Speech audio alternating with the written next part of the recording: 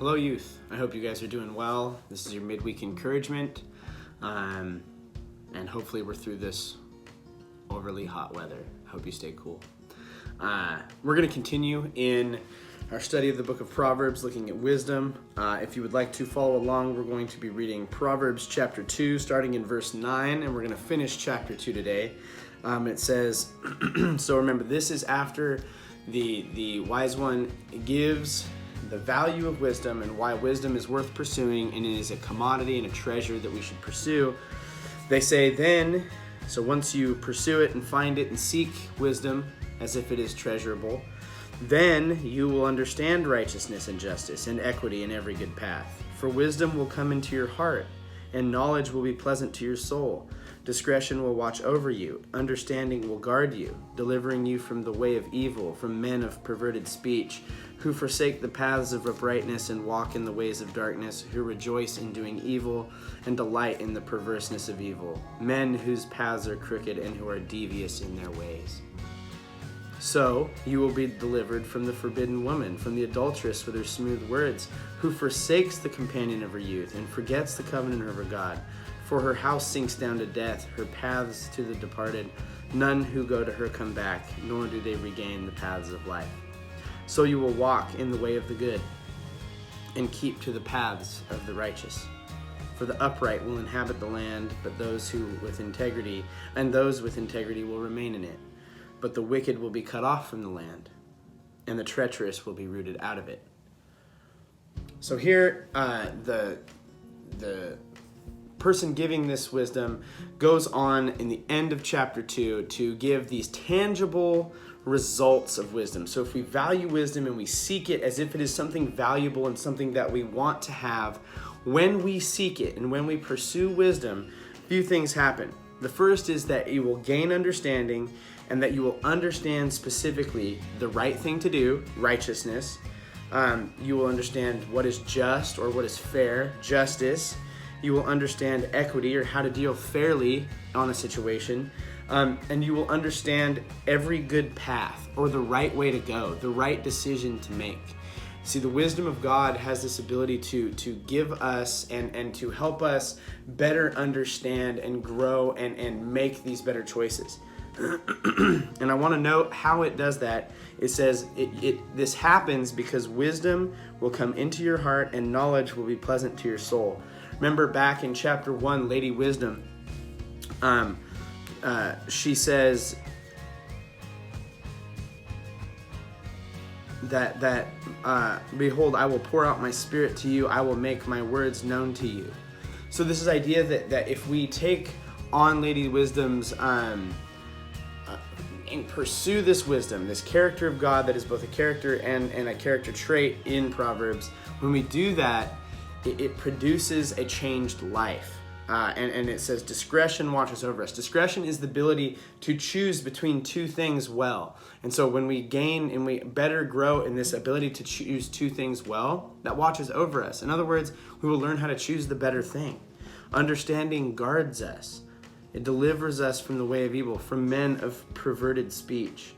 And when it says it delivers you from the evil way, this evil way is characterized by having people whose speech is perverse or perverted. The things they say are awful, both about you and about others and about themselves.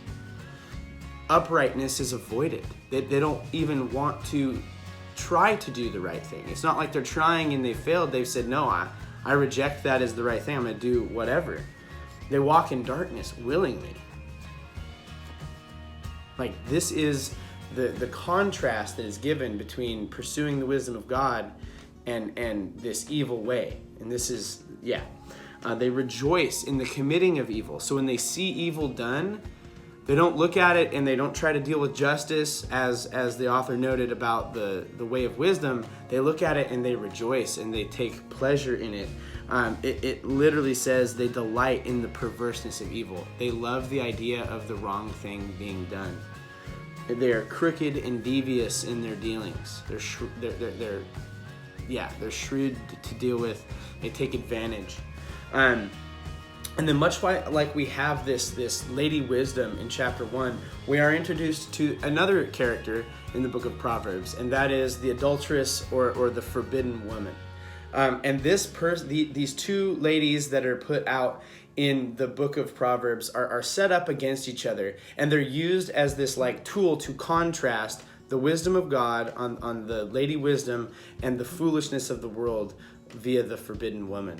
And so it says that you will be delivered from her. You'll be delivered from the forbidden woman just by pursuing the wisdom of God. Even in the pursuit, it will help you avoid the evil that comes from what this forbidden woman embodies. And the things that it says are that this forbidden woman has a character that forsakes things. She leaves things behind, and she is always going towards something that is going to give up what is good. And the things that it says she leaves behind is it forsakes the companion of her youth.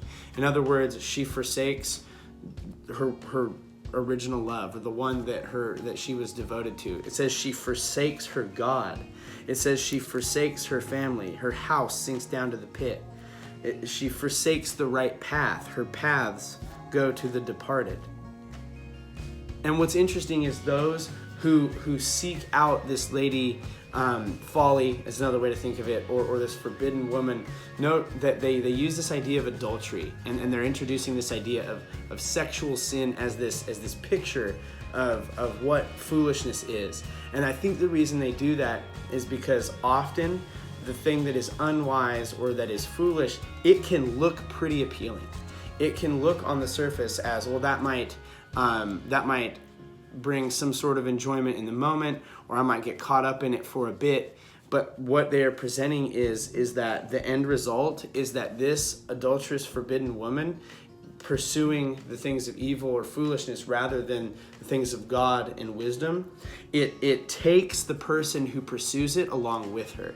So it says that she abandons or forsakes her companions, her God, her family in the right path. And if you go chasing after those things as well, she will take you along with her. And so it's this warning, this introduction, second chapter. And now the Proverbs are really going to get into the weeds now. But it's this introduction of Lady Folly, the forbidden woman, and Lady Wisdom set up as contrast, because where wisdom gives hope and the goodness of the promises of God, note here it says that you will dwell, the upright will inhabit the land, and those with integrity will remain in it. The land for the people of Israel, remember, that's who's receiving the book of Proverbs. It embodies the promises of God. And so to pursue wisdom, to pursue this idea of wisdom and the things of God, means to dwell in the hope of the promises of God. But to not, note it says, but the wicked will be cut off from the land, and the treacherous will be rooted out of it. It means that those promises, you're forsaking them. You are saying, I don't want the God that gave those promises, and so it's in contrast to the way of wisdom. And so there are tangible results, both positive and negative, of pursuing wisdom. Positive being the things that we gain from God, and the negative are the things that we avoid of the world, or of the evil one. And so I would encourage you guys to continue to pursue the wisdom of God, whether it's reading or talking to people you trust. But summer is a good time to do that.